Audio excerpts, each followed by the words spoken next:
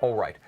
Chopard LUC XP Urushi, a watch that's brand new from Chopard, continues their Chinese Zodiac series. This one isn't though so much East meets West as East meets East.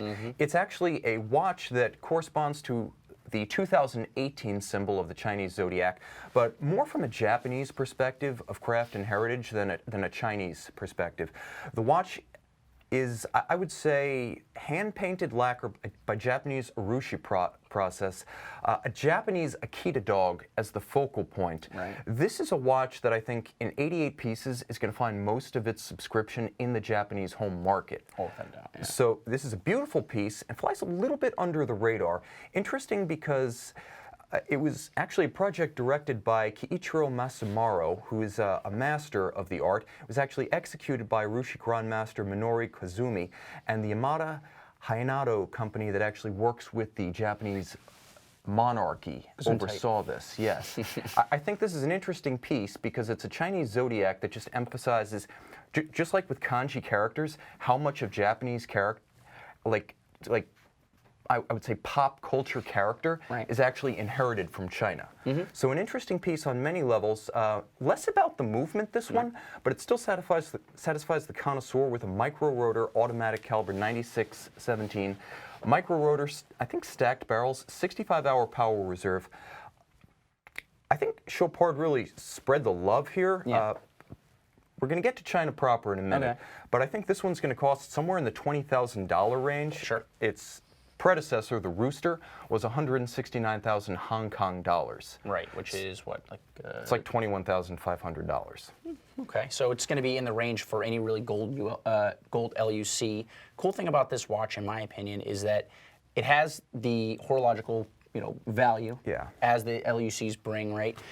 But putting the time and the effort and the workmanship into this dial, each one is hand painted, right? So no two are going to be truly alike, right? Of course, whenever you have something that's hand-painted, and it's not enamel, it is lacquer, and the process is excruciating. Apparently it takes years to extract the lacquer itself from tree resin, so this is a long process. It's not just the craft of the dial here, folks. So an interesting piece on a lot of levels, and I thought it would be interesting to ask, what do you think, since you've sold many regional market specials for every market, the question becomes, watches like the Panerai PAM 66 Fu from 2010, the Fu dial. Watches like the Ulysse Nardin Classico Year of the Rooster from this model year.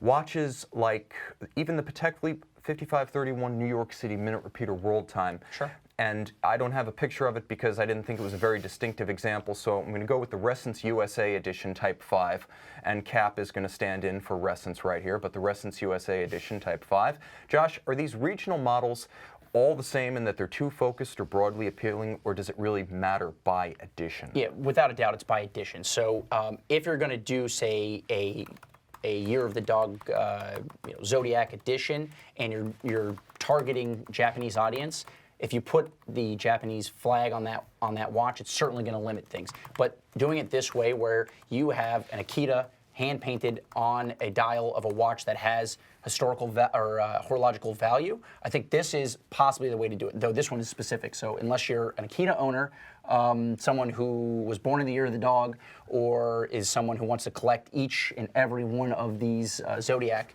watches, it's going to be specific. But broadly, the less specific you are on the dial specifically. So the regional market that doesn't become too much of a pigeonhole piece, that has transcendent appeal, that's the one that's going to hold value long term. Otherwise, you got to just be a huge fan of the Chinese Zodiac, Japanese culture, Urushi lacquer, or this dog. Correct. Okay, I like that. It's a great dog, though. Look at it.